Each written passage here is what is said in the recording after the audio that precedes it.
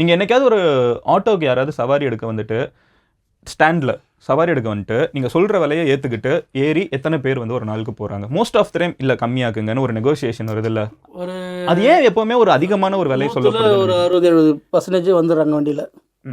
என்ன விஷயம்னா, இங்கே இருக்கிற ஆட்டோ நமக்கு தெரிஞ்சவர், சேஃபாக போய்ட்டு சேஃபாக வரலாம் அப்படின்னால வரவங்க தான். அதிகபட்சம் 100ல் ஒரு 60%. அவ்வளோதான். ஓகே.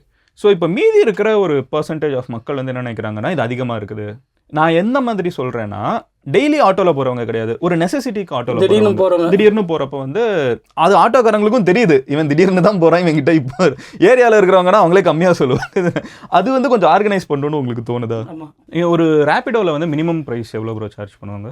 30-20 அந்த மாதிரி. 20க்கு அதாவது 1 கிலோமீட்டர் அந்த இப்போ 30 அந்த மாதிரி. ஆனால் 20க்குலாம் போயிருக்காங்களா? 20க்கு போக அதாவது அந்த மாதிரி வந்து கேன்சல் பண்ணி விட்டுருவீங்க. ஓகே, 1 கிலோமீட்டருக்கு நடக்க மாட்டீங்களா அப்படின்ற மாதிரி லைட்டாக வெரி ஆகும்.